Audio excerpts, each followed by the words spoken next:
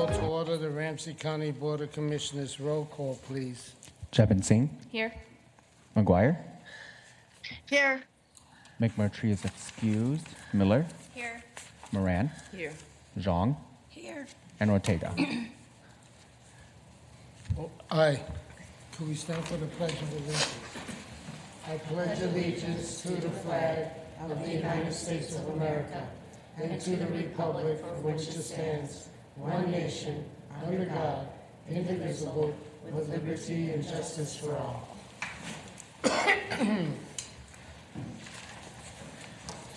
Land acknowledgement. Yep, thank you. Every community owes its existence and vitality to generations from around the world who contributed their hopes, dreams, and energy to making the history that led to this moment. Some were brought here against their will, some were drawn to leave their distant homes in hopes of a better life, and some have lived on this land since time immemorial. Truth and acknowledgement are critical to building mutual respect and connection across all barriers of heritage and difference. We are standing on the ancestral lands of the Dakota people. We want to acknowledge the Ojibwe, the Ho-Chunk, and the other nations of people who also call this place home. We pay respects to their elders, past and present. Please take a moment to consider the treaties made by the tribal nations that entitle non-Native people to live and work on traditional Native lands. Consider the many legacies of violence, displacement, migration, and settlement that bring us together here today. And please join us in uncovering such truths at any and all public events. Thank you very much. At this time, I'd like to ask for a moment of silence for 37-year-old Alex Preddy, who died on Saturday, January 24th at the hands of federal immigration and custom enforcement agents. Mr. Preddy, who was a registered intensive care unit nurse who served veterans of our community. This tragedy, in addition to the fatal shooting of Renee Good, a 37-year-old mother who was also fatally shot by immigration and custom enforcement on January 7th in Minneapolis. Can we have a moment of silence?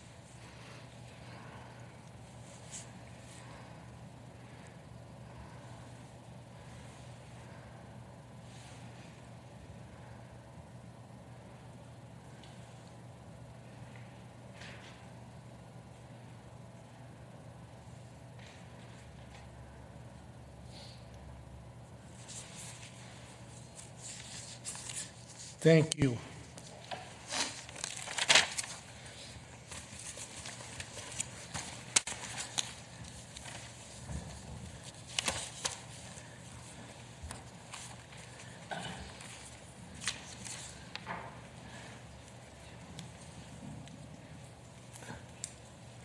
So now Commissioner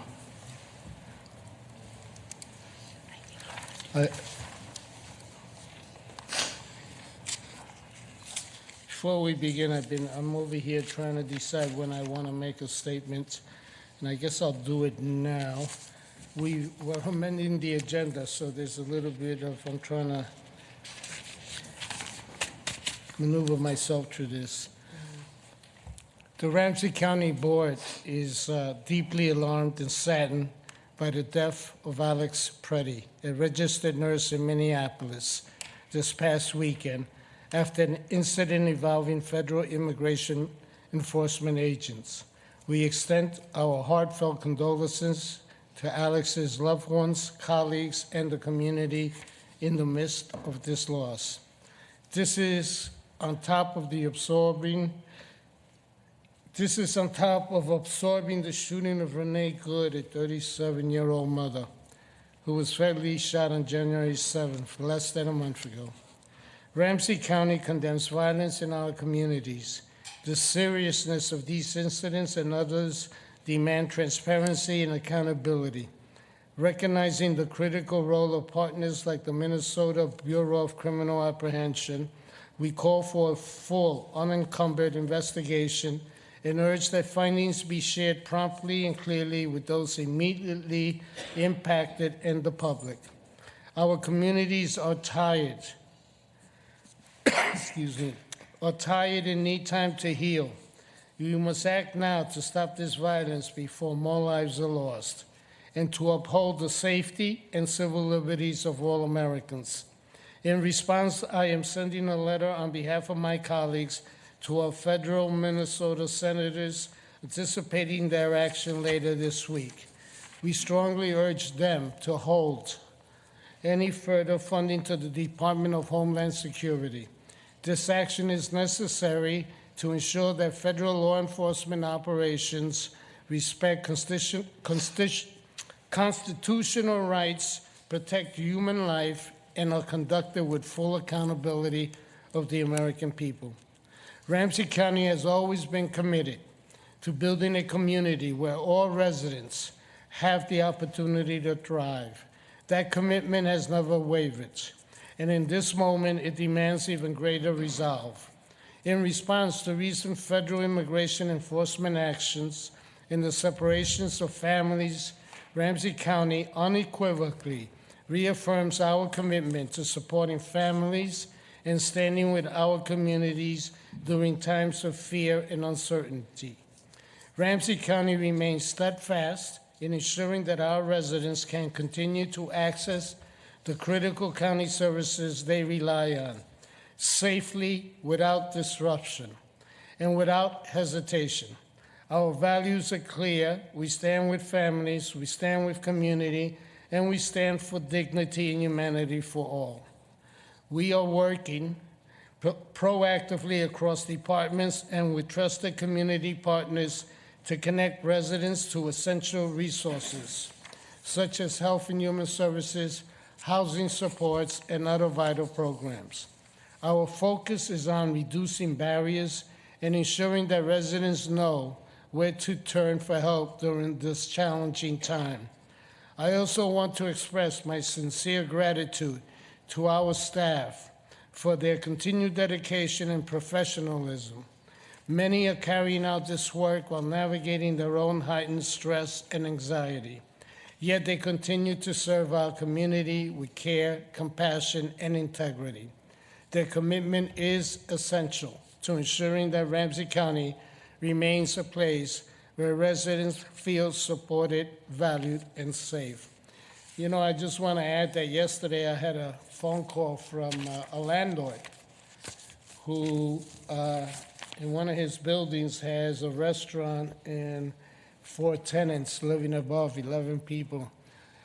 The restaurant is closed, and the people are scared to come out and they need food. The landlord was calling to ask where could he get food for his tenants.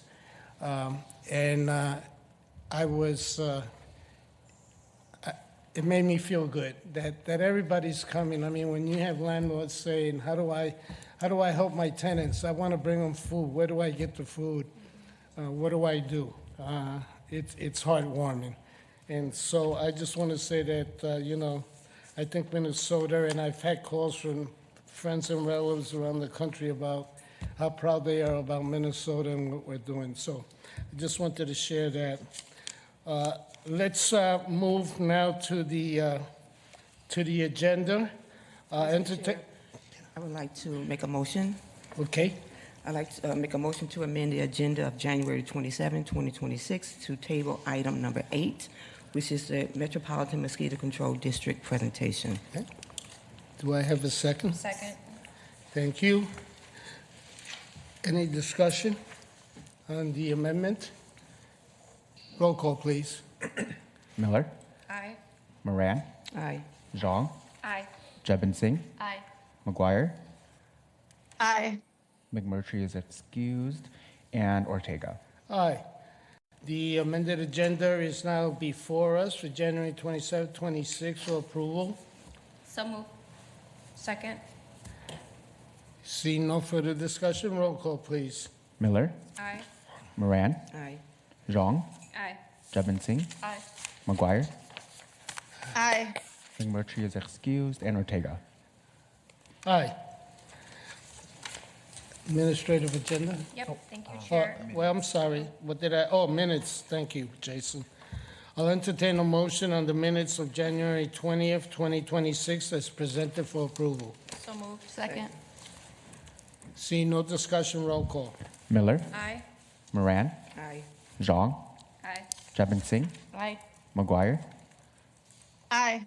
McMurtry is excused, and Ortega. Aye. Thank you, Chair. Now, Yeah. Commissioner Miller. I motion to approve the following administrative items. Item number 3, joint powers agreement with Dakota County for tuberculosis control services. I'd like to pull that item. Item number 4, correction to... Excuse me, who was that? Tara?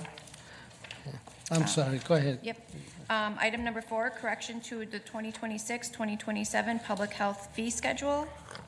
Item number 5, 2025 budget adjustment for Lake Owasso residents. I'd like to pull that item. Item number 6, 2025 budget adjustment for the Ramsey County Attorney's Office. I'd like to pull that item. And item number 7, allocation of grant funds from the Minnesota Department of Public Safety towards the acquisition of youth healing and treatment homes. That item number 7, too, please. You want to pull it, Lynn? Okay.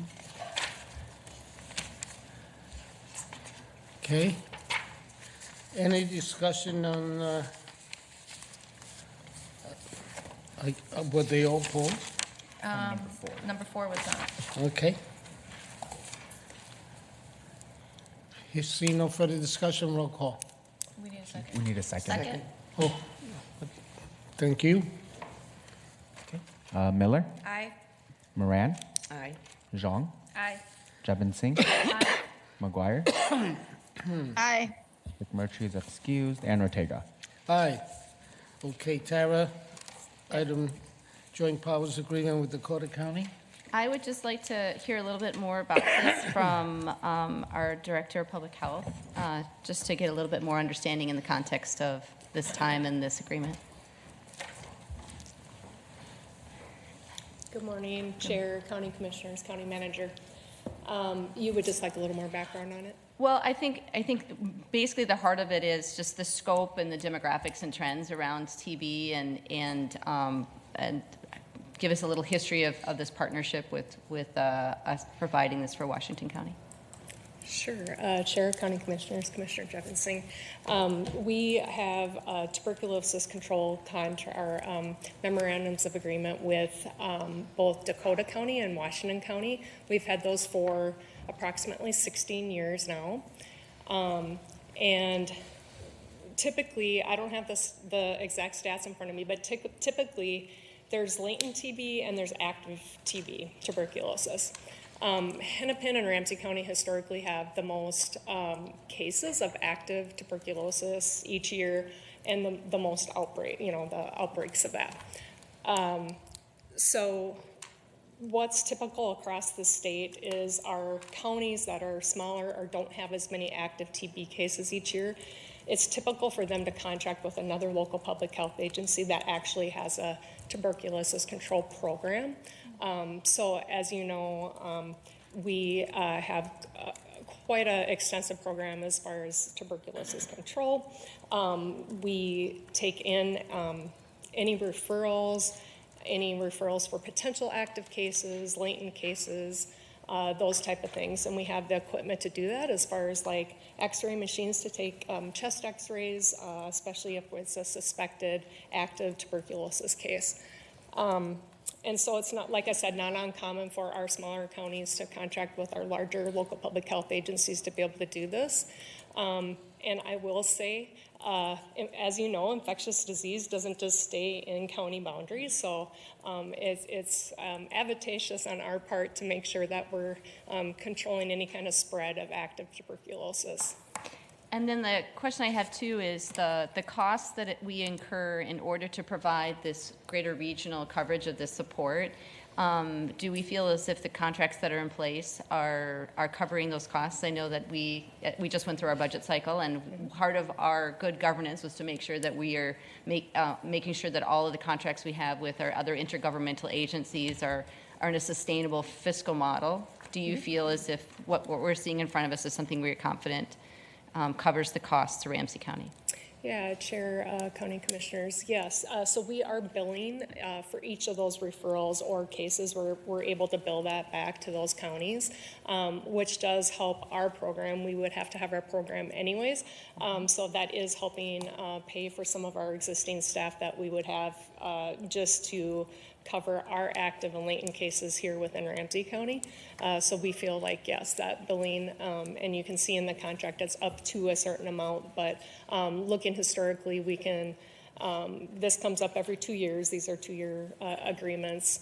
And so we can always be looking historically to make sure that, we're capturing what we need to capture as far to cover our costs. But And just one last question, which is, I know all of this last year, we have had different changing federal policies around health, around immunizations, and then recently with the ICE enforcement or the immigration enforcement in our Twin Cities, we've had folks who are opting out of medical treatment and other kind of things. And this will, the question I have is either the policies, funding changes, or the latest activity. Do you feel as if this is at all impacting the work to help keep our community safe from these kinds of infectious diseases? And how are we meeting that challenge if there is?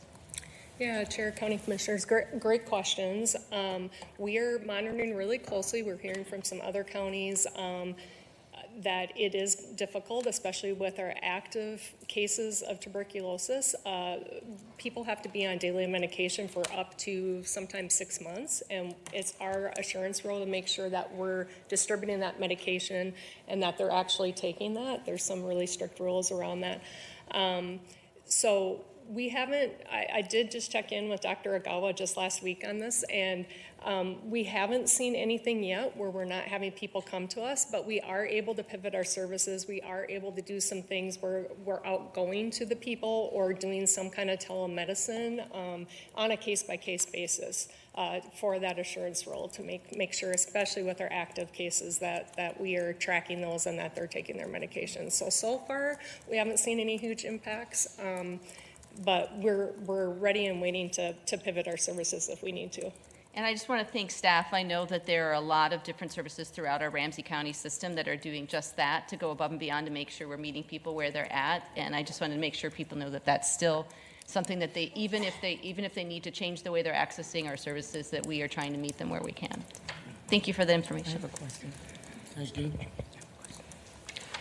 So just for clarity, I think I heard you say that Ramsey County have a robust program and service, delivery service, and Dakota County is utilizing Ramsey County services, correct? So can you walk through and help me understand why we are investing $70,000 into that versus Dakota County investing dollars into the program, or do they? Chair, Commissioners, yeah, that's a good question. It is up to $70,000, so we're billing back to the county per case. So any kind of referrals, whether it's latent referral, or referrals for a possible active TB case, those are all getting billed back to that county up to that $70,000 mark. Does that help clarify? That's helpful. Thank you. Yep, that's good. Hearing no further discussion, do I have I move that we approve this item. Second. roll call, please? Miller, Aye. Moran, Aye. Zhang, Aye. Jebin Singh, Aye. McGuire, Aye. McMurtry is excused, and Ortega. Aye. You're up again, Tara. All righty. I was wondering, sorry, this packet has about 60 pages of tables of fees, so I'm trying to get to the right page. I believe the next one had to do with the budget adjustments for Lake Owasso residents.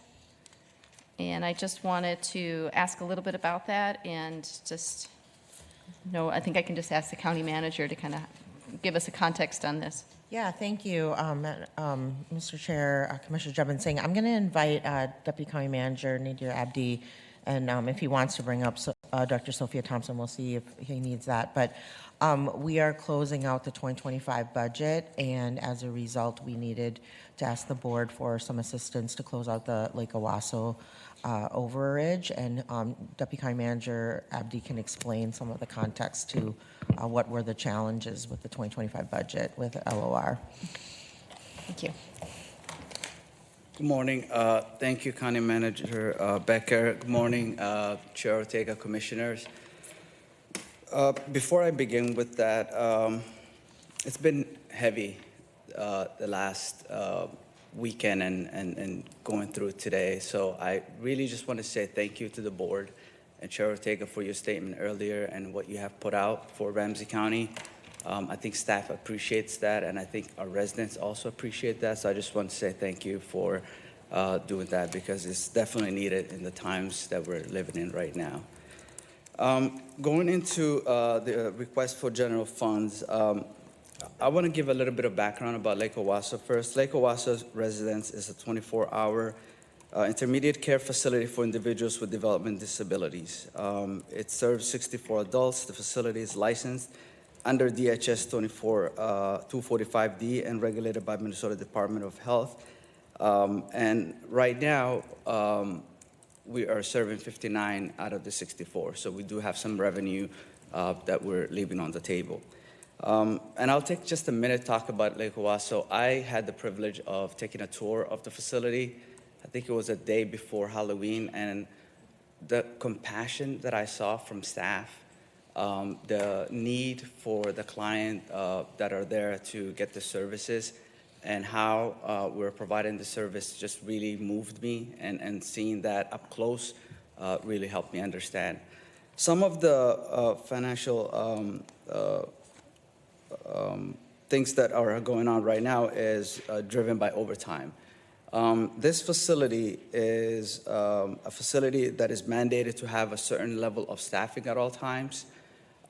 With people taking vacations, people calling in sick, we're always staffing up. We also do have a vacancy rate at the facility right now of 20 staffing shortages, and that is also continuing to get the overtime up. And we're doing some things in regards to this, the vacancy, and also we're doing some things about the revenue misalignment. One of the things that I also realized that there's service intensity, meaning that what we are projected to provide from the state level and where we're actually providing are not the same. A lot of these clients need a lot more intensive care, and it's more one-on-one, and we don't have the staffing capabilities to do so. So that is also driven by the overtime, because we have to make sure that we're providing a great service for the client that are in need. Some of the things that we're doing in regards to remediating or corrective action for 2026 is make sure that we stabilize our staffing to assure that we don't have the vacancy that we have right now. We're also going to do some things about revenue enhancement. We do have a group of people that are working to figure out the variable rate that we have now versus what we really need to make sure that we are providing the intensive care, but also getting the revenue back from that. So we're doing some research, and also enhancing financial accountability. So we'll have monthly financial status report with our controllers, making sure that we're looking at things from a monthly perspective, implementing department budget ownership, and making sure that we are generating the revenue that we're supposed to be generating. So given all of these things, I am hopeful that we'll be in a much better situation, because we'll have a whole team that is going to be working on this. And another vacancy that I want to kind of state is that our administrator has been on the job for about 7 months. So we also had leadership vacancy in the facility. So now that we have an administrator that is highly skilled, understands the landscape of this program, we'll be in a much better place moving forward. Sure. Just go ahead. Well, I just want to build on that and just say, to put into context the population that's there, and the role that Lake Owasso residents, I believe, plays in the greater ecosystem of care. Because of the high level of needs of the individuals, the community members there, one of the things when you said that we can have as many as 64, but currently there's 59, having talked with staff, while we want to be as close to capacity to make sure that everybody who has those needs is in the proper place, there is some thoughtfulness in making sure that once somebody is placed, that they are screened properly, that the staffing is correct, that the housing within each of the different housing groups is the right mix of individuals to make sure there's success. So sometimes it's not just a matter of there's a wait list, somebody's free, we fill it up, we keep the revenues and the ratios at the exact place. There's an intentionality to placement. Did I understand that right from my discussions with staff on that? Chair Ortega, Commissioner Jibin Singh, that is correct. We have a team that is looking into all those aspects, making sure that we have the staffing level to support the need, but also that we have the capabilities to make sure that we can support the people that are going to be in the facility. So all of those things are things that we're taking into consideration. So it's not just about filling a spot, but filling a spot with the assurance that we can do the job the right way and making sure that we can also be reimbursed the right way.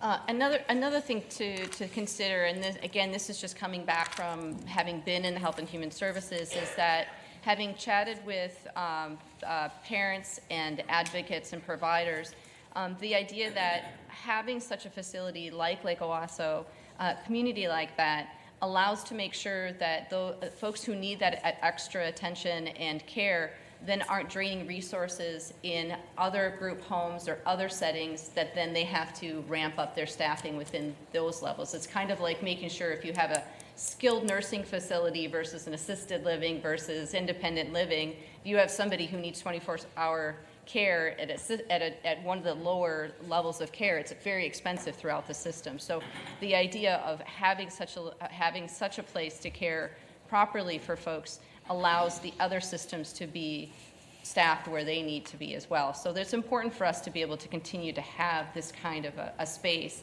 And with that, though, comes the idea of that financial stewardship. So, we have had conversations around our public safety and the idea that that's a 24/7, 365 operation, and the idea that there are certain staffing models like hospitals have and other kind of care facilities have to make sure we're at that place.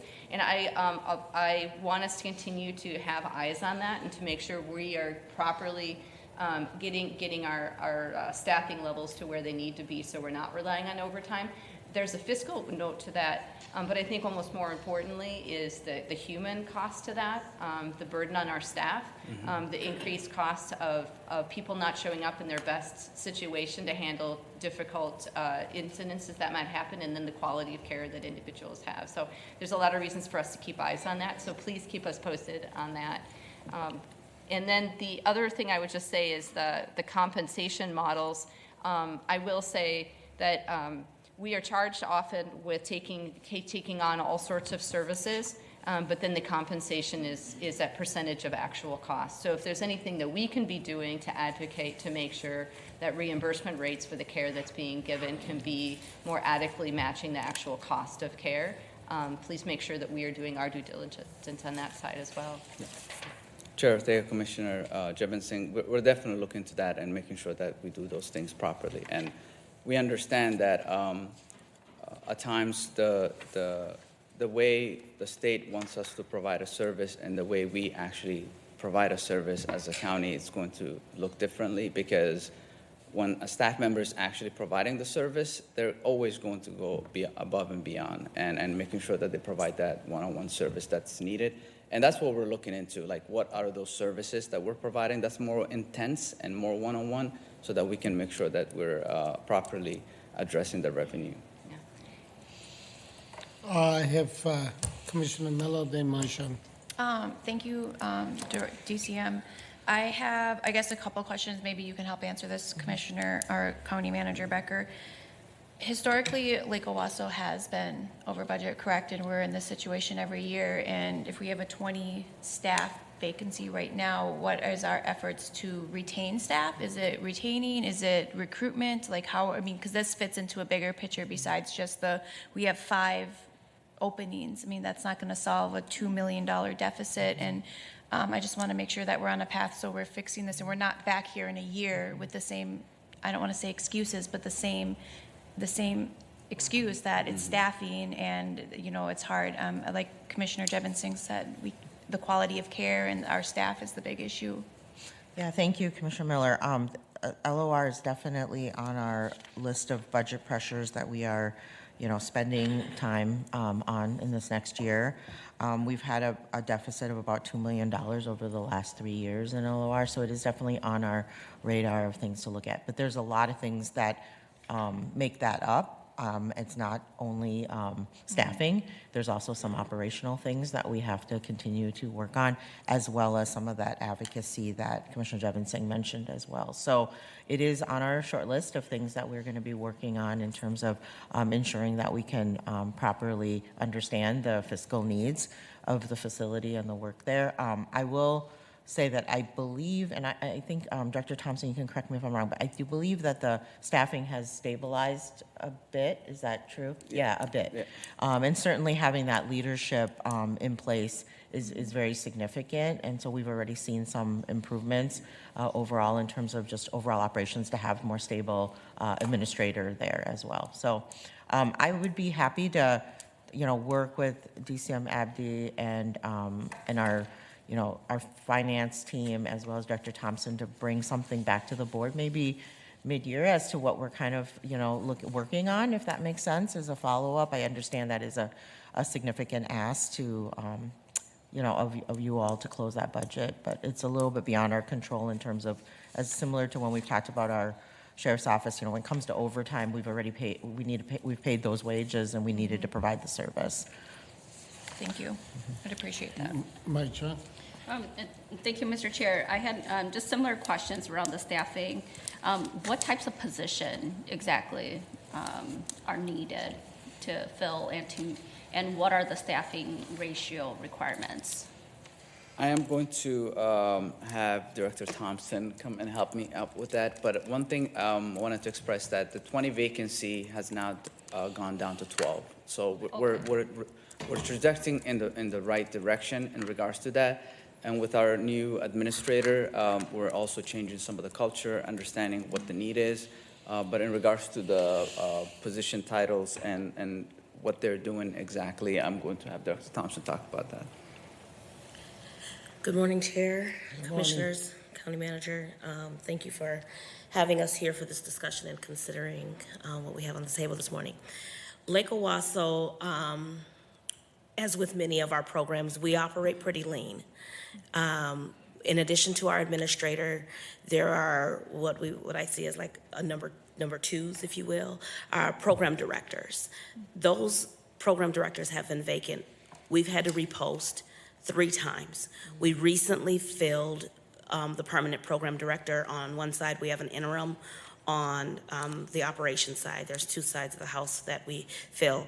We also have supervisors. We do our own maintenance. We have a nurse supervisor. We have scheduling. We have a person who is dedicated to scheduling, because if someone calls out at 3 in the morning for their 8 a.m. shift, we have people in the middle of the night calling to fill those shifts. And so it is a constant 24-hour operation. And then we have our residential counselors, who are absolutely amazing. Many of them work multiple jobs. And Lake Owasso may be their primary, but oftentimes it's their second job.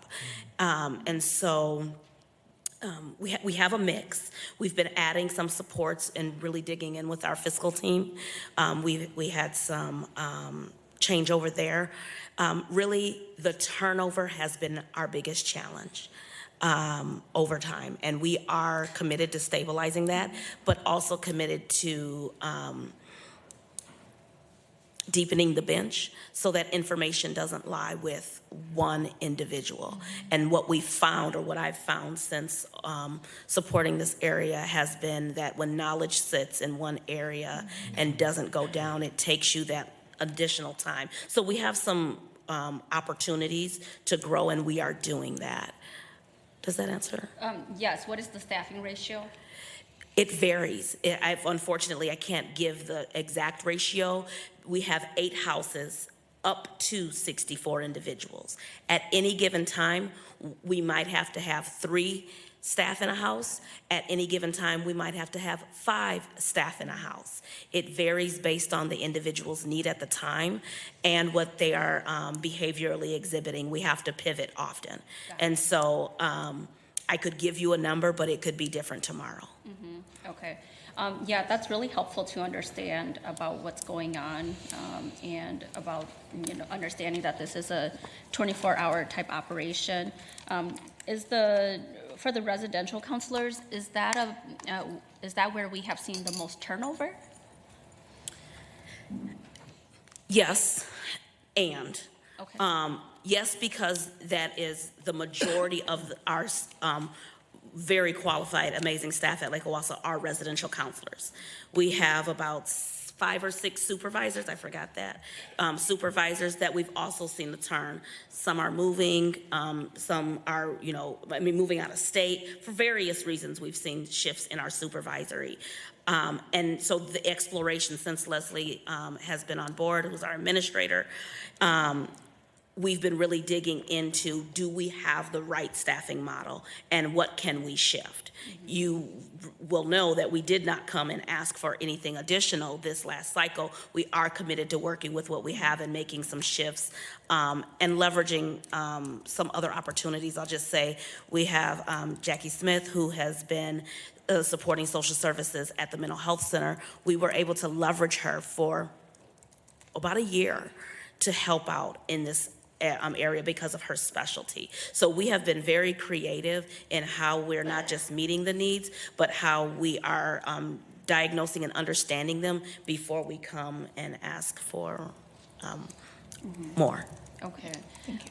Mr. Chair, just a last thought around this too is, County Manager, I'm glad to hear that this is, an area that we'll spend more time and focus on, and that, you don't have to come back. I don't need like a full report back, like presentation, but just like a memo. Okay. Would be helpful for this. And I think the other one for consideration, and or if you've considered, is just about wages. Are we like paying competitively enough? It's concerning to hear that folks have to work multiple jobs to make ends meet. Chair, County Manager, I will start by saying, again, thank you for the increase in class and comp. I know I saw that this past week. The increase has helped everybody. And we are pretty competitive with our wages. And yet, residential counselors are entry level into, and so we do see where sometimes people are doing it because they have to. Sometimes people are doing it because it really works for their family and their schedule. And I will just add that culturally, we have a very diverse group of individuals who speak multiple languages, who are providing service to our residents in this. Right. But Thank to you. your point, yes. Thank you. Before I go back to Tara, let me just, and I lose my train of thought here. When I was doing my undergraduate work, I worked at a residential facility in New York City. And staffing is always going to be difficult. It's just the nature of the beast, so to speak. You tend to have, at least in my days, folks like myself who were finishing their undergraduate and working. It was a great job for that, but once you finish, you're out of there, right? So it's just a difficult model to staff. There's no magic bullet here. You're not going to come out on paper and make this work. It's more of an art than a science. And I see Sophia nodding her head. The other thing is that historically, this is not a 3-year-old issue. This is a 20-plus-year-old issue. We've been dealing with Lake Owasso for a long time.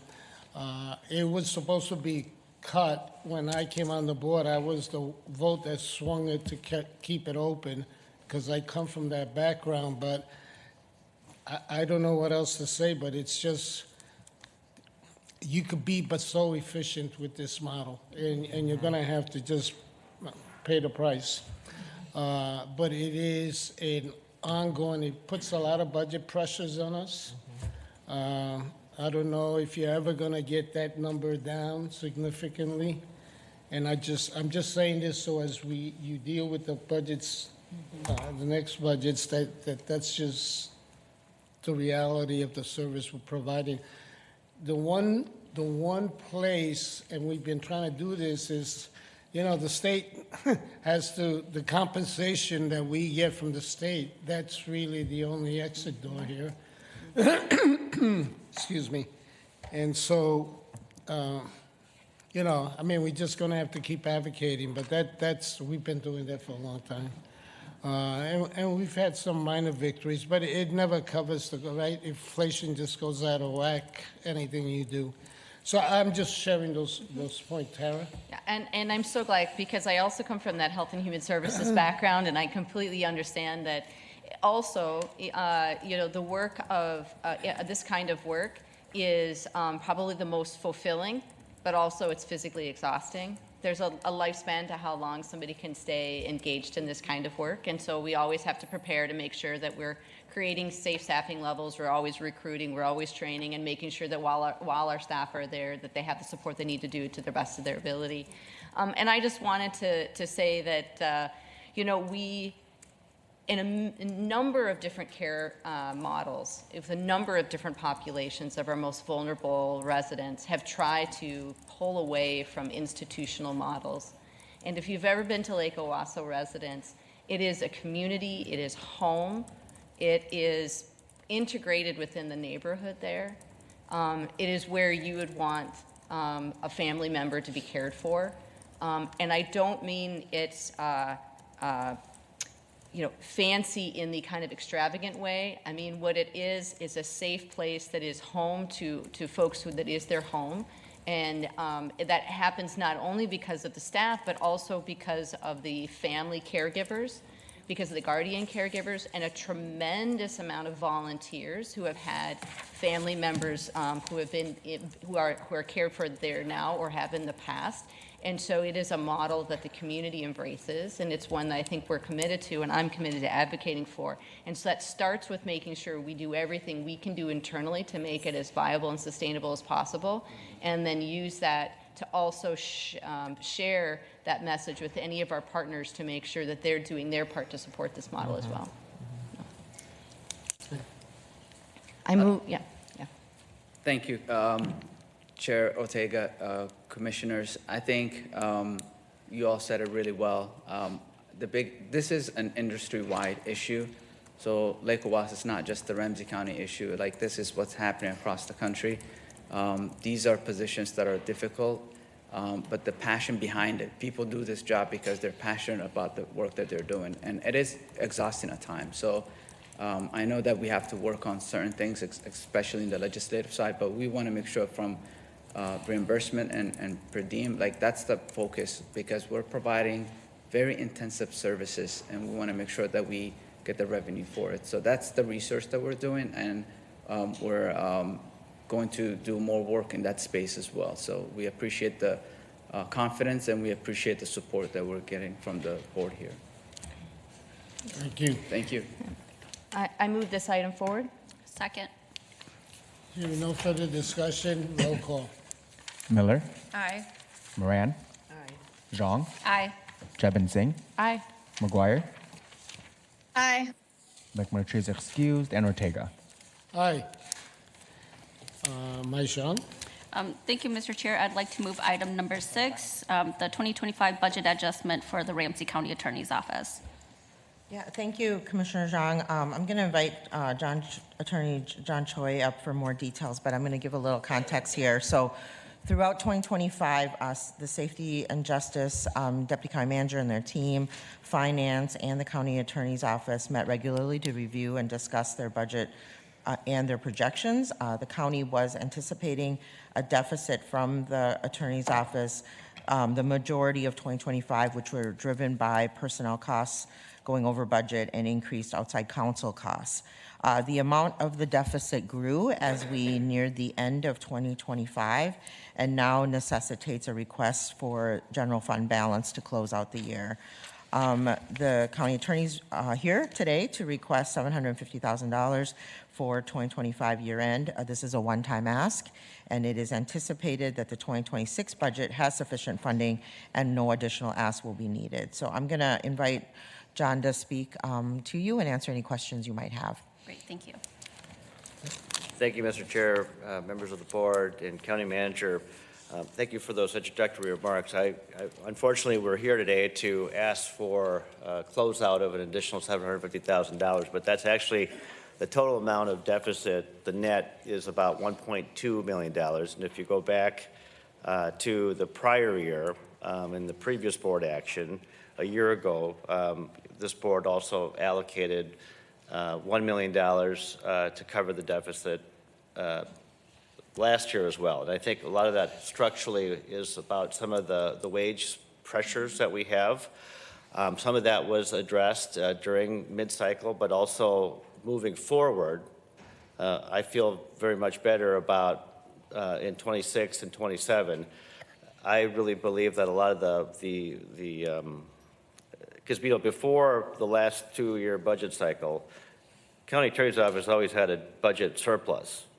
I mean, it was getting the year before that, it was probably pretty much at zero. But historically, we've always been at a huge surplus.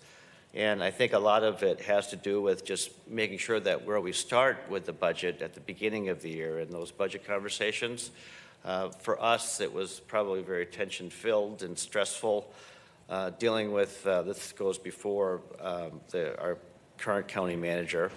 But I believe that with just some of the resetting of looking at career development costs and looking at personnel costs, and actually just, the finance department just directing us to do what is normal. And really was a normal year this year in terms of our expenditures. The only thing that was out of whack was maybe the outside counsel budget, maybe with about $400,000. But we've done that before. So we've had years where somewhere it's been $150,000 to $500,000, and historically we've just never budgeted for outside counsel. We've put $60,000 in that line item. That goes back probably more than a decade. But moving forward, I feel much better about our ability to manage this budget and to be able to meet the budget hopefully next year, a year from now. Mr. Chair, I pulled it first. I haven't had a chance to ask my question. Go ahead. Okay, thank you. Thank you, County Attorney. I just wanted to give this an opportunity for you to just share with us about this, and it's good to hear from County Manager Becker about the work that you all have been doing together. My question around for outside counsel, because the staffing is something that we can anticipate and budget for, right? But for outside counsel, does it operate similar to our, like for contingency funds at all, where whichever department requires the outside counsel, then they would have to pay for the outside counsel, or is it all covered under your budget? Mr. Chair and Commissioner Zhang, thank you for that question, because I think that's a really important one. So historically, in our office, sometimes for civil litigation purposes, maybe for advisory, but mostly it's because of civil litigation. I mean, there could be an advisory situation where we just don't have the expertise and we need to have somebody else come in and do that. But usually the big driver of it is going to be a civil litigation expense, where it can be one of two things. One is the current workload or our capacity is not able to handle this. And some of the costs that are coming to bear last year and this year certainly was from that, because in 2023 we had major workforce issues. It was that year that we lost, I believe, 16 attorneys, and many of them went to other counties for more pay. So during that time period, we probably did incur or retained more outside counsel, and I think a lot of those costs came to fruition because litigation in the civil context takes a while. It came to fruition in 24 and 25. We could also procure outside counsel when we just don't have the expertise. So it could be either the capacity or the expertise. And historically, we've just used our savings to cover if the department doesn't have the capacity. We'll always ask that question. We'll ask the question if they have the capacity to cover that. Sometimes, it's usually the county manager's office that might cover those fees. But sometimes if they don't, like if it's the HR department, then we'll just use the savings that we have in our budget. And historically, that was never a problem until now. And so next year, in 26 and 27, we changed the line item and we did fund it in our budget. So now that number is going to be $400,000. Before, it was just, we just had $60,000 as a line item. So I don't know if that answers your question. What I'm hearing you say then is that they are costs absorbed by your department. It could be absorbed by our department, or it could be, there have been times where the county manager has found funding or departments have funded the expenditure of outside counsel. So it's just, there's been no set parameter or practice. There's a need, and I think that we work together to kind of figure out how we figure that out. Mm-hmm. Okay. I can speak a little more to this. Thank you, John. I do think we probably should build some additional structure around the enterprise sort of framework around how we go about this. I appreciate you putting something in your budget. I know we have lots of projects that need unique counsel. I'm thinking things like in our redevelopment areas, our transportation, like sometimes there's an opportunity where we can bill toward those different budgets for sure. And so I think we could create some more of a context of when we do that and when we don't. And I can keep working with Jada Lewis. I know she gave me a report mid-year last year, and we've been talking about it. So Yeah. I think we need just some more consistency. And I think there was a time, and I think it's improved, that in your area there was also some additional vacancies and capacity, which you spoke to, and that sort of maybe led to a slight uptick of the need as well, and that's maybe gotten a little better as well. So. Yeah, our civil division Yeah. is full Yeah. in terms of our litigation. In fact, there's probably a need to expand that.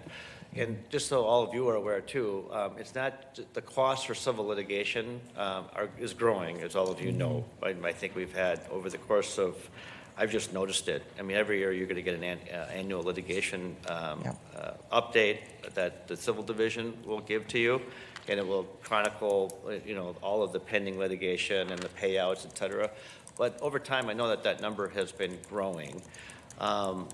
And we utilize the tort fund for that. So we bill internally. So we have two, I would say, full-time equivalents who do civil litigation and paralegals, and they bill the tort fund for their time. So then there's revenue coming into the county attorney's budget from the tort fund. Got it. Again, that's just all public money, but it kind of moves around that. But I think as you said, County Manager, I think it is a really good opportunity to really kind of hone in on that, because I do believe that if we did have more resources around the civil litigation function, possibly we could start maybe reducing the payouts, because I think some of these things sometimes where the cost of settlement is probably maybe more favored because of just some of the capacity issues. So that's a longer term conversation that I think we should be strategic about. And I would love to have that conversation with the county board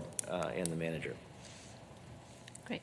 And finally, just again, for the record, your budget for this year, 2026, and with the class and comp changes, it will meet your needs for your staffing. I hope so, yeah. And I think that was some of the tension that we had in the this budget cycle. But I want to thank our finance department and my staff in our office who kind of really sat down and went through the numbers. And I feel like we're doing a much better job than we did 2 years ago when we set the budget for this past 2-year period, in terms of recognizing just the labor negotiated career development costs that are just within our budget. About 80% of our budget is people, the personnel costs. We don't really have other things. We don't buy trucks. We don't buy big expensive things. We just have people. Right. And some of our people are very expensive. Great. Thank you, Mr. Chair. That's all I have. Kelly? No, my questions were answered. Okay. Tara? I was just going to say that As you just heard in the last speaker, the things that I'm most passionate about are the ones that I pay the most attention to the budget, because I want to make sure that we have a sound, sustainable path forward so we can continue to do that good work. So in that spirit, I guess I'm really looking forward to continued partnership with the county attorney's office and our finance department, and to make sure that as you're going through the year, should there be a concern along the way, it would be lovely to be able to have this conversation when perhaps policy or other kind of decisions around how we focus our work have to be made, rather than after the fact where there's a bill to be paid. So let us help with that sense of fiscal stewardship. So if there ever is a time when we have to make some tough decisions as to, all of the things we want to do has to be focused into the things that we can responsibly do. We want to be partners in that. And so that would be, I welcome those kind of conversations in real time. Yeah, and I think there's certainly going to be a commitment moving forward to be in touch with the county manager, this board, and our finance department as we go through try to manage our budget. But just so all of you are aware, I think the best thing that I can do to manage budget is the vacancy factor. In this past year, our vacancy factor was 5.9%. And what's budgeted in the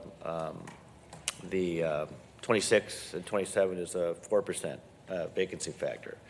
So we will typically try to evaluate every time we have a vacancy.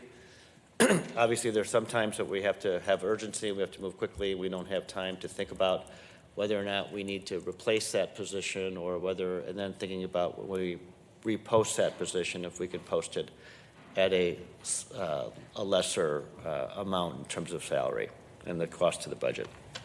And then just one more follow-up, which is just pivoting a little bit. The last few weeks have been extraordinary within our cities. And I do know that there are a lot of people who feel as if wrongs have been done, and there may in the future be a chance for them to seek some kind of accountability. Do you anticipate that there will be any additional work or fiscal responsibility in your office because of the immigration enforcement efforts that have happened in the city? I want to think about the budget to make sure that we're supporting the work that supports our community.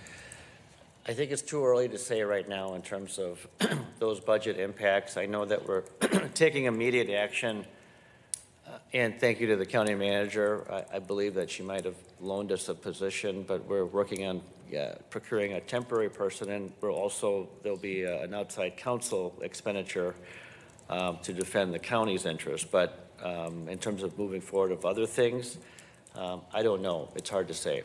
Other than the fact that we had an immediate need for like a temporary, limited duration attorney to help us with some of the planning that we're doing with the law enforcement agencies.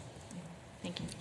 I just want to say, along the lines of Commissioner Jebin Singh, I don't want to question your judgment on the decisions you got to make as county attorney. But I do believe that both you and the sheriff need to do a better job of forecasting and working with our finance people, because the bottom line is our taxpayers cannot continue to take close to double-digit property tax increases, and something's going to have to give, and it might be a Lake Owasso. That's $2 million there, $1 million here, and the sheriff is another couple of million. We need to do a better job of forecasting. I don't want to get into your micromanaging any of what decisions you want, but I think this board needs to know way ahead of time, not at the end of the year and after the year is over, when there are financial issues involved. I totally agree with you, Commissioner Singh, that we need to move in that direction. Thank you, John, for all the good work you do. Who pulled it? I moved it already. I just need a second. Hearing no further discussion, roll call. Miller, Aye. Moran, Zhang, Aye. Jebin Singh, Aye. McGuire, Aye. McMurtry is excused, and Ortega. Aye. Mahjong? Do you have one more here? Treatment homes. Oh, yes. I'd like to move item number 7, allocation of grant funds from the Minnesota Department of Public Safety towards the acquisition of youth healing and treatment homes. Second.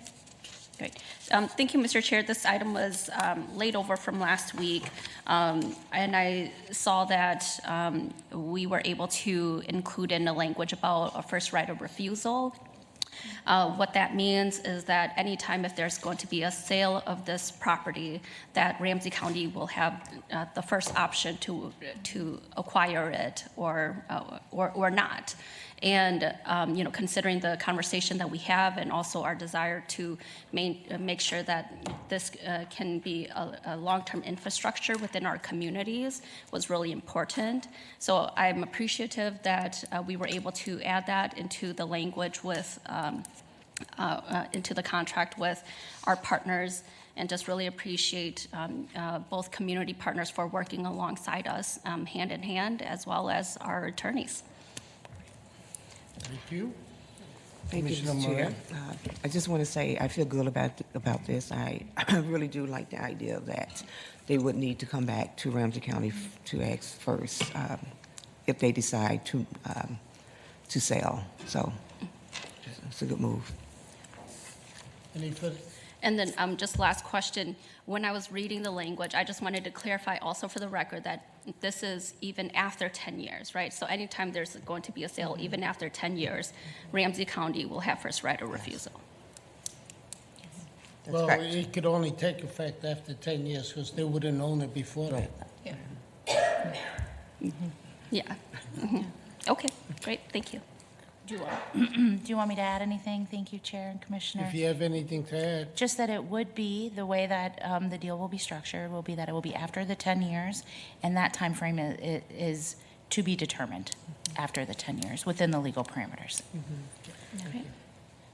I just want to say that this is a really important work. It's transformational work. There has been work, heavy lifting from community, from our community engagement teams that have been working on this to make sure that there is community voice in this.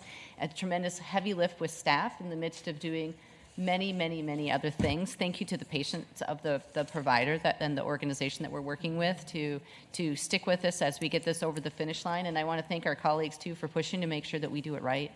And so I'm excited to see this go forward. Yeah, can I just say, I just do need to thank the providers. It's been a long time. We've been working on this since like 2019.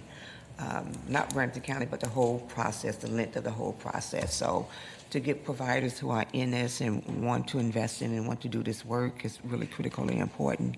So yes, thank you to the providers in the communities and all those who have been a part of this process and getting us to this space to now begin to put the dollars with the value of the programming.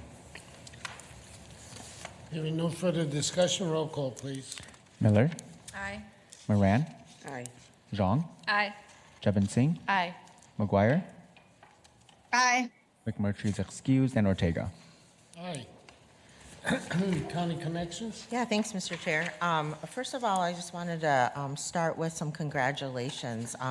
Stephen Smith, who's a senior transportation planner in our Public Works Department, he was named one of the 2025 Public Sector Supervisors of the Year for the Right Track program. Oh, nice. So many of you are familiar, Right Track St. Paul is a youth employment initiative in St. Paul that provides paid internships, professional skills training for young people 14 to 19, and they do about 700 internships a year. And this award is especially noteworthy because it's the young people that nominate the winners. And so just over the past few years, Ramsey County departments have been very active in this program. So I want to thank all the departments that continue to take part in it.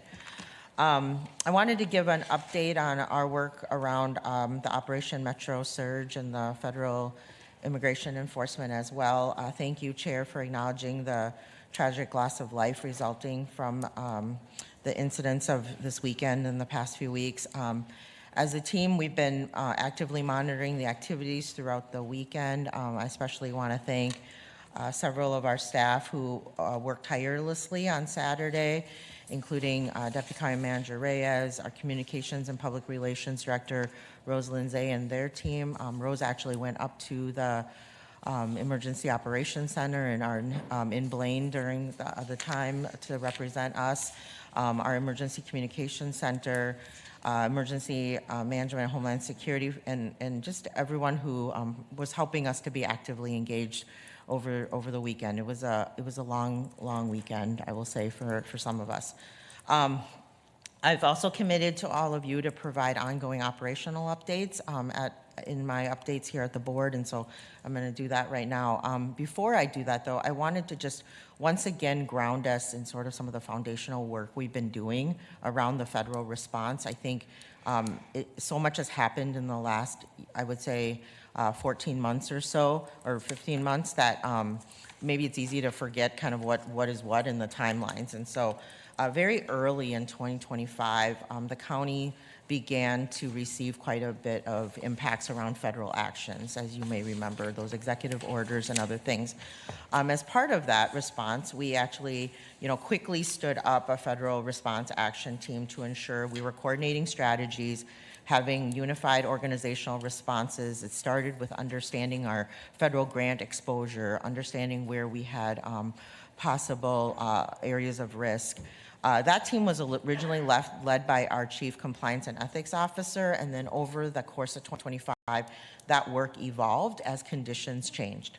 This past summer, leadership of the FRAT, as we called it, transitioned to the Chief of Staff's office to reflect new scope, some additional complexity, and a cross-organizational kind of work structure that it required. So in response to the recent escalation of the immigration enforcement, we've leveraged the learnings of the FRAT structure and created what's called a Surge Core team, and it's been activated.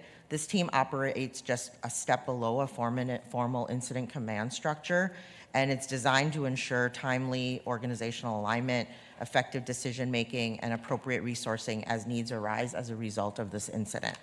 So deputy county managers and department directors have been told that they can elevate urgent operational and organizational challenges to the Surge team, which meets daily to assess the conditions, coordinate responses, and deploy resources as needed. So that team meets every day in the morning, sometimes in the afternoon as well.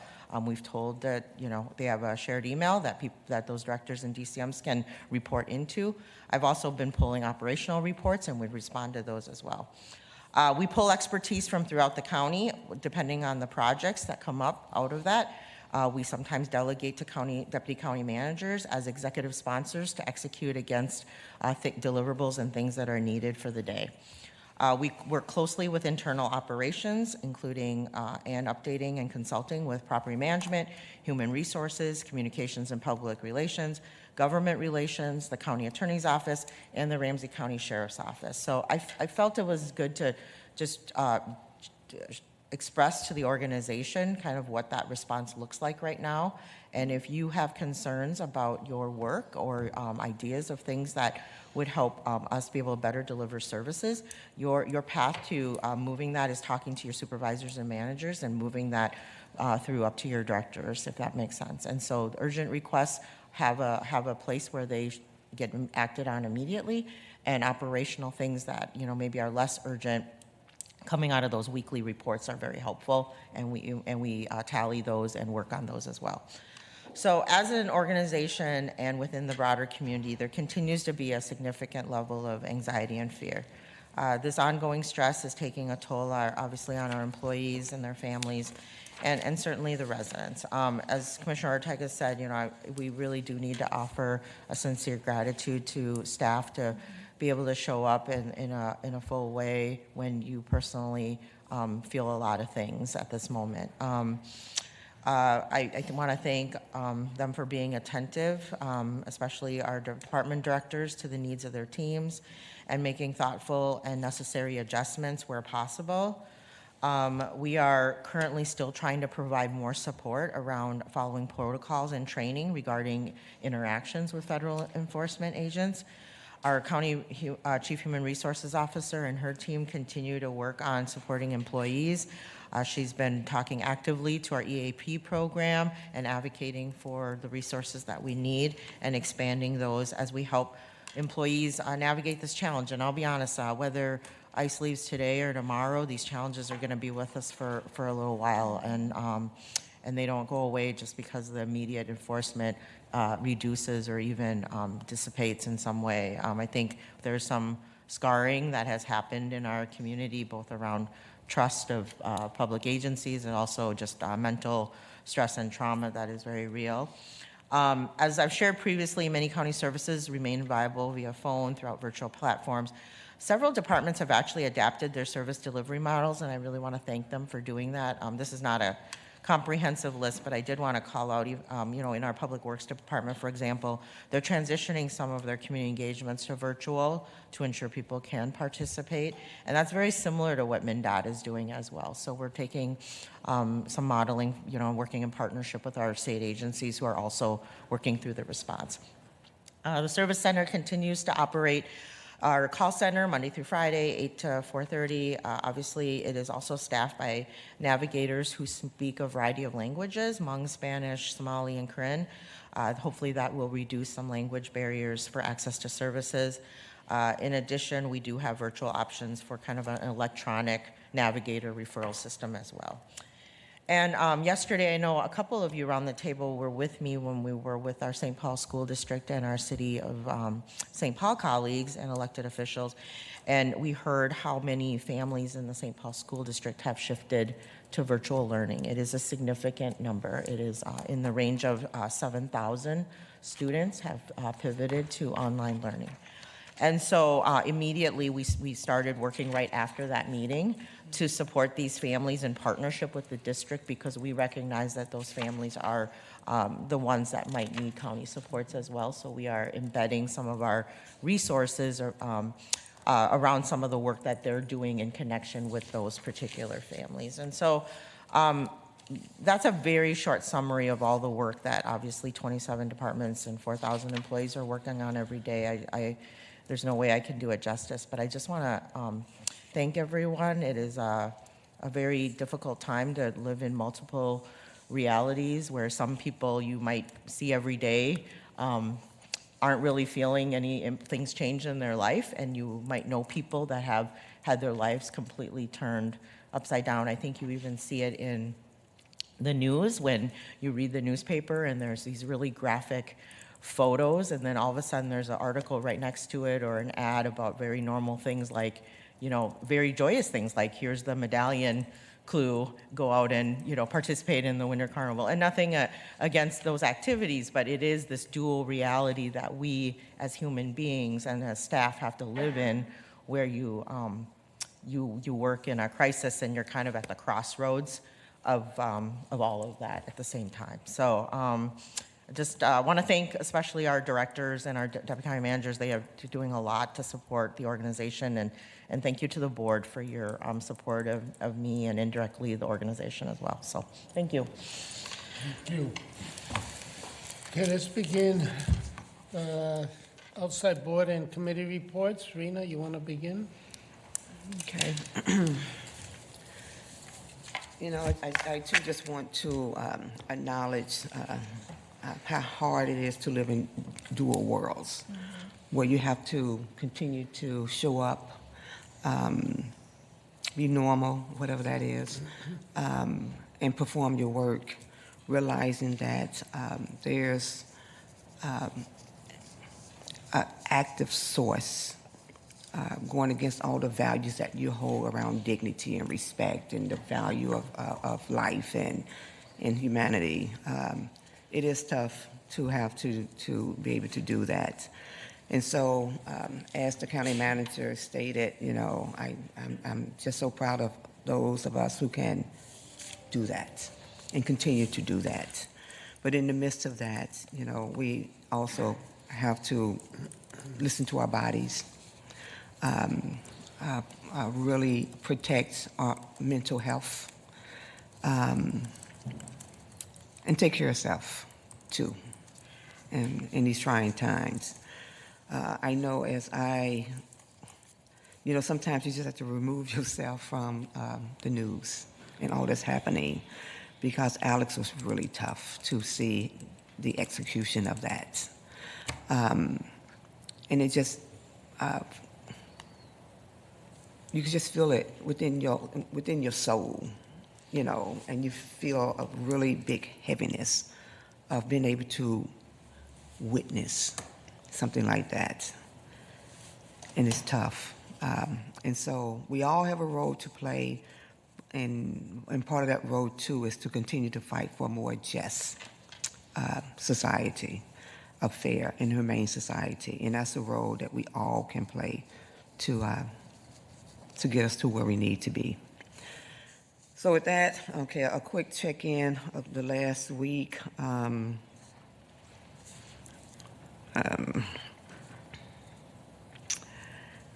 So I started off with the co-hosting an MLK event with the seniors in the Rondo community. And it's always good to be in a place with our elders, including me, to really witness and to hear their stories, to hear those, how they were able to survive and needed to survive, and witness that we are in that moment of time where so many are under attack at one time. And to recognize that that is what the whole MLK and the civil rights movement was about. I also was able to participate in the statewide work group meeting,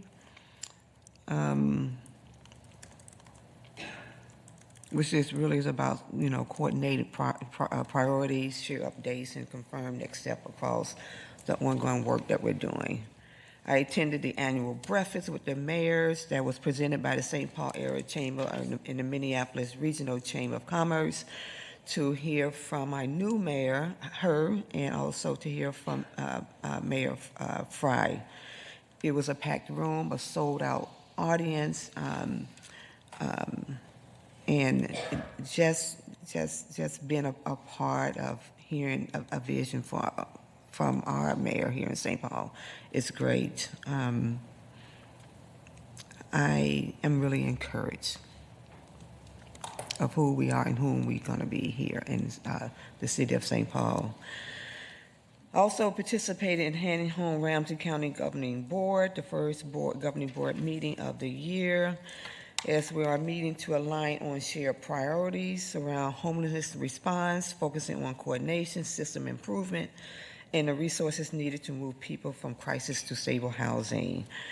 I was able to do an update with my community partners and the Urban Garden Educators Alliance. I did a brief update on the name change with the University of Minnesota Extension Gardening Program, underscoring that words matters and that how we name programs should reflect inclusion, respect, in the communities we serve. They was really, really excited to get the report back. I have learned in my work that I do nothing without moving with community. And so having this conversation of the name change around the University Extension Program came directly from community members over the last 10 plus years, having this conversation with the University of Extension. Just need to acknowledge the leadership that also came from Commissioner Zone, who was right there leading the way, also with former Commissioner Feather, who really started this like almost 2 or 3 years ago. And here we are with a name change. Change takes time, but we have to stay at the table. I am also, met for the first time, a part of a newly formed Snelling University Alliance Advisory Committee, which has been led by Union Park and Hamlin Midway District Councils. It's an array of different community leaders that have come together to look at outreach and engagement strategy planning, discuss priorities and alignment on how partners can stay coordinated around the Central Corridor, which is the Green Line, with a specific focus on Snelling and University Avenue. And lastly, I was invited to speak at Hamlin Church, United Methodist Church, on Sunday. I was invited by United Women of Faith. The original goal was they wanted to maybe get some updates on the unsheltered population and what we're doing around homelessness and housing. But you know what? With the event that happened over this weekend, that went out the door, and we didn't even speak about that. We spoke. The focus was really around the death of Alex Pridgen, around his death, around communities showing up in frigid weather to have their voices heard, to speak about what we are seeing here. And it's incredible when you get on like, what was this weekend, like 20 below plus, and they have 50,000 people show up and protest and walk. That is who America is. That is what we are about. When ordinary, everyday people stand up and take a stance and have their voices heard through a protest. And so, that gets me excited when that happens. And we're so glad to do that and be in coordination with the institutions of faith. And as a person of faith, that really guides me in my work every single day. And so I just want to thank Hamlin United Methodist Church for the invitation. I want to thank, let me say her name, Mary. I'm going to just say thank you as I think about, just the work that they're doing, and to thank Isaiah too, who is playing a big part of organizing individuals and community in the church community to lead through a faith lens. And that's it for me. That's it. Thank you. Thank you. Commissioner Miller? Yeah, I just want to say this weekend was really heavy. It was really tough. But I also appreciate the work that's happening at the county to really ensure that our residents can continue to access the services. And that our staff are supported in the work that they do. When people are afraid to show up for services, it really affects public health, safety, and community well-being. And I think it's really important that we remain focused on our role as a service provider. I also just kind of want to mention that I think it's important that we recognize this is one of many complex issues that the county is facing with the federal government right now, with the federal cost shifts and financial pressures. Also impact our ability. So I appreciate community showing up and taking care of each other and taking care of themselves. So going over, I attended the WIB membership committee meeting. It was a really routine meeting for the first of the year. We went over membership overview, 2026 strategic goals, WIB's priority focus areas, and member recruitment. Our next meeting is scheduled for May. I attended an NYFS meeting. Again, it was really routine. I really appreciated the presentation that the executive director gave on traumatic stress for helping professionals. I think in the Northeast Family, Youth, and Services. Last week, since we weren't able to, I just want to mention that I attended the Metropolitan Emergency Services Board meeting. The board elected new officers for 2026. I'll be serving as their secretary this year. We also received an update on MESB's legislative priorities, which include funding for CAD-to-CAD systems, ongoing maintenance, funding for the GIS school mapping, and updates to the 911 statute, among other items. Those were the most notable. This is the final year operating under the current Joint Powers Agreement, so MESB leadership will be working on updates to this agreement with anticipated board approval timelines in the summer of 2026. And then I just want to also mention that there is a special election today for South Maplewood in 47A and also for 64, so I encourage residents to continue to go out and vote at your polling place before 8 p.m. With that, I'm done. Thank you. Thank you, Commissioner. Okay, well, I just want to say that it's really awful and wonderful to be living in Minnesota right now. I will say that it is there's clarity in crisis, and we in Minnesota, unfortunately, and in the Twin Cities specifically, have had more than enough practice in community crisis and coming together to support each other. We're happy to take a break on that, by the way, but I am extremely proud of our community. And I want to say that, I've spent the last few weeks being in community as much as I can, talking to different municipality leaders, to community leaders, to our providers, to families, and to businesses that are being affected by this. And I just want to say to everybody who is out there fighting against this oppressive action and fighting for our communities that we stand with you. Here at the county, our role is to support community and to support our most vulnerable neighbors. And the community has been doing that 24/7 in every corner of our community. And it is so impressive to see, and it is inspiring. And I thank you for that. I want to say that all of the stories that you share with us, every account of everything that is happening and how it impacts your life, goes into every room that we all are in. And I was just very grateful that some of my colleagues were able to meet with Congresswoman Betty McCollum yesterday to express our concerns and take it to the national level. I'm very appreciative of this body for sending letters to our senators to encourage them to not vote to continue supporting fiscally this activity. If we haven't said it clear enough, if I haven't said it clear enough, I really do want to see the immediate removal of our Custom and Border Patrol agents and the ICE agents in Minnesota. There have been times when you have done your work with dignity, and this is not that time. This is destruction. I want to see full and transparent investigations for the killings, but also full and transparent investigations for all the other crimes and constitutional infringements that have been experienced throughout our community. It's widespread and it's deep. And we also need to ask and continue to demand due process for anybody who's been detained and who's continued to be waiting to have their day in court, to have due process. There are legal ways that people have been working towards citizenship and asylum status and refugee status that have been dismantled during this time. And we need to think of all of them too. And reunification of families, and making sure that there is a long-term look and comprehensive immigration policies. That's beyond this body.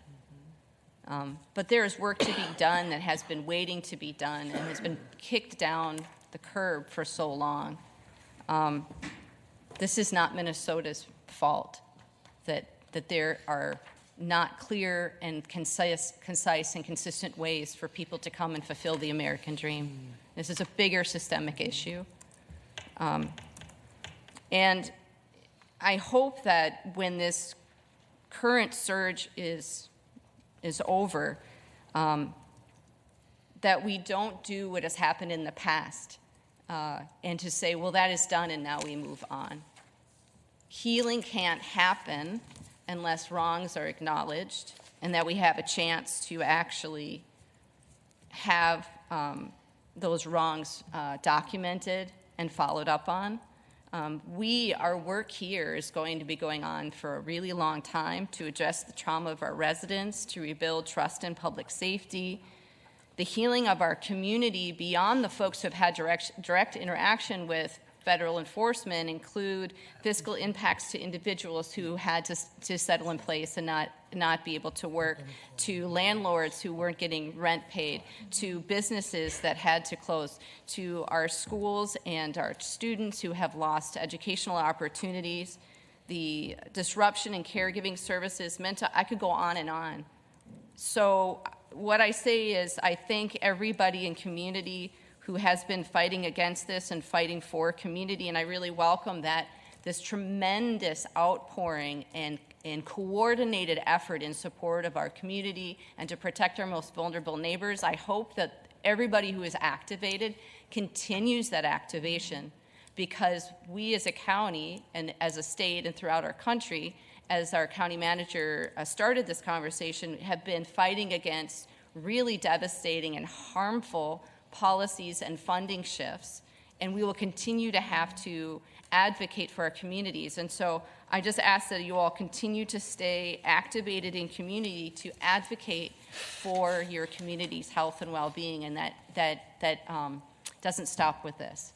And I also, all of the mutual aid and the help and assistance, many of our local providers who do this work every day have jumped in to fill the gap and depleted their resources. And so if you are somebody at home who thinks, I'm never going to pick up a sign, I'm not somebody who knows anything about any chats or anything like that, but you want to contribute back to the healing of our community, look around at the helpers who are trusted within your community, because you know that they are going to have to dig out from under fiscally and emotionally and staff-wise after this is all over. So I just encourage this continued work. And I thank you all for continuing to push us to be better. It's inspiring. Again, it's awful times and wonderful times right here in Minnesota. Thank you, Commissioner. Commissioner McGuire? Thank you so much, Mr. Chair. I just really appreciate the words of my colleagues. As we've said, we stand with our community. I like the way Commissioner Jevon Singh said, it is awful and wonderful. I am so grateful and proud to be in our community and with our community for continuing to peacefully stand up against the oppression and to stand up for our neighbors. And I've been hearing, as we all have, from people around the state, around the country, who are peacefully, want us to continue to peacefully stand up for this. They're sending their support for that, and I am just so grateful to all of our residents for as we've been saying, 50,000 strong in 20 below degrees is really remarkable. And so I with that, I want to add my report to the others. Commissioner Moran and I several weeks ago met with our legislative delegation, and we did talk about what was going on, of course, in our communities with ICE and with the oppression that's going on. And we talked about also how we can move forward through all of this with our legislative agenda. And we were joined by our county manager, Becker, and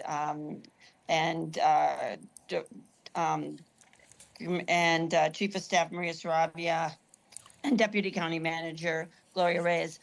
And we had a great conversation with about 15 of our colleagues in the legislature, which was a really great turnout. It's about two-thirds of our delegation. That's actually more than 15. And we talked about our priorities, some of their priorities. We had chief authors for most of our agenda items. And so we are going to be moving forward with our, legislative work that we need to do in partnership with our state partners, and how we can work also with our federal delegation. I want to acknowledge, of course, as we all know, in gratitude for the work that our Director of Government Relations, Jenna Rourke, has done. Tomorrow will be her last day, and we are always grateful for the work that she's done, and that she's going to another level of government where she can have full awareness of the county needs. So she's going to be working for the city of St. Paul, and will be a good partner with us in our work with the city of St. Paul. So we wish Jen well, and look forward to continued partnership with her. Also want to say that the MELSA, the Metropolitan Library Association, met, and we did our strategic plan. I was elected chair of the personnel committee, which makes me vice chair of the board, which makes me chair next year. So that will be coming up. Our recycling and energy executive team met with our new government relations team for that. Paul Haas is our new government relations team. They're getting up to speed and are going to do a great job. And our board meeting, we have a recycling and energy board meeting this Thursday to continue our work and to pass our legislative agenda. Also, I'll just say that AMC had their technical days, which they're nuts, bolts, and boardrooms. So I think a number of people from around the state attended that. And the Ramsey County League of Local Government is having this Friday a virtual town hall meeting with members of our congressional delegation, whoever can show up, they've invited them. So I encourage all of us as members of the Ramsey County League of Local Governments, between 8 and 9, there'll be a virtual call with members of our congressional delegation. And so that'll be a great call. And with that, Mr. Chair, I will end my report. Thank you, Commissioner. Commissioner Jean? Thank you, Mr. Chair. I also do want to acknowledge the moment that we are in, as I have also stated before just a few weeks ago.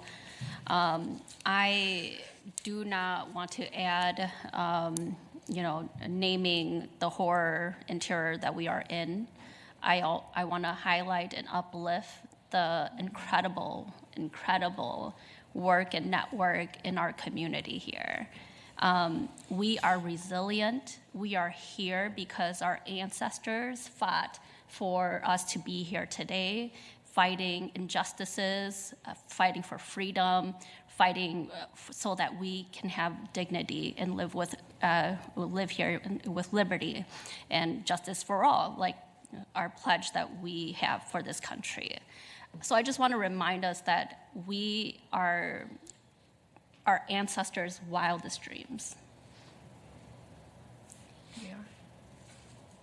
Never would they have been able to imagine that we'd be able to be here and continue to speak so freely about the world in which we want to create, as well as being able to speak up and not be prosecuted for just speaking up. Those rights are being attacked here in Minnesota and across the United States. And just filming the actions of ICE officials are now being warranted as being domestic terrorists and being ordered to attack and shot in broad daylight for just filming, just seeing what's happening. And I want to say that, again, we are still powerful.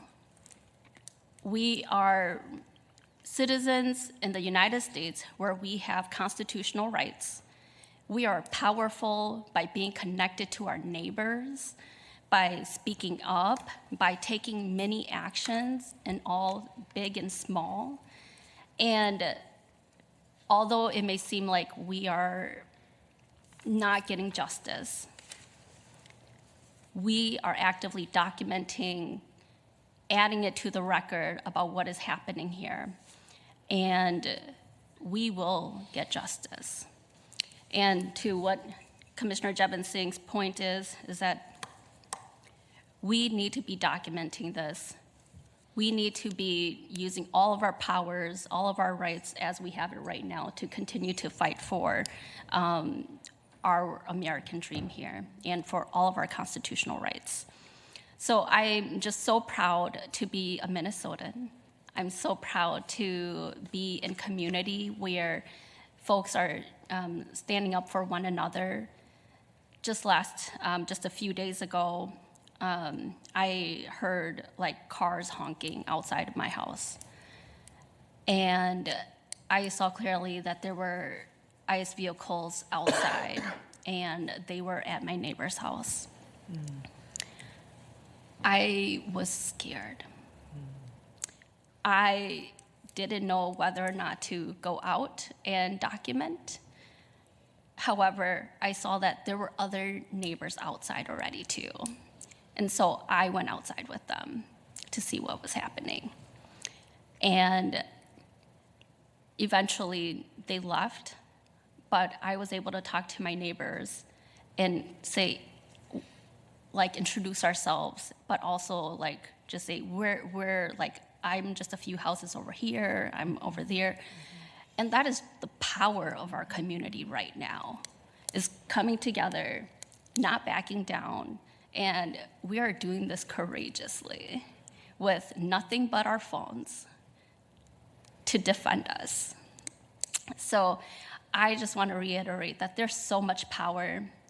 There's so much power in the room. There's so much power in Minnesota here that we are leading the way, and we are an example of how to fight back against fascist regimes.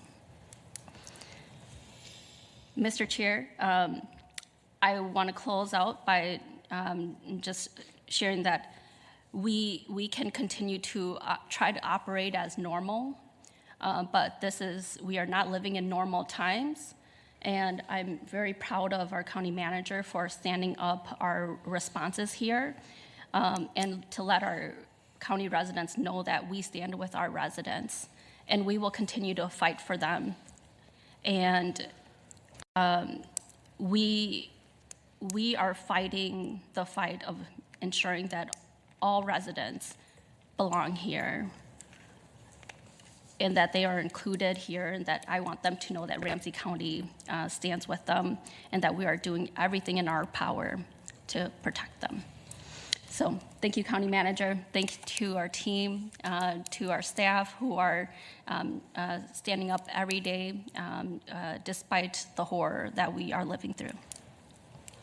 Well, let me just say that I want to echo everything we've all said. But, you know, the feedback I'm getting, this is no longer being a partisan issue. The feedback I'm getting from folks of all stripes. And Minnesota is definitely a leader. And they're acknowledging that. And they're praying for us. I mean, the phone calls I've been getting and the things say, wow, Minnesota, you're in the front line. You're leading the fight across the country. And it will take the country, but it's happening. I see it happening. And we shall overcome this. I am so certain that we will overcome this and be stronger for it. So I want to thank you all for staying the course and working through this.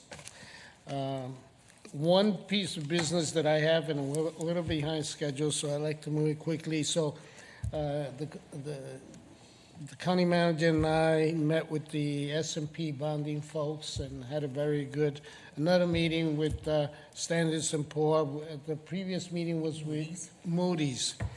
Good meeting. We're expecting good results. Following this board meeting, we have a regional rail. Let's hopefully get through that quickly.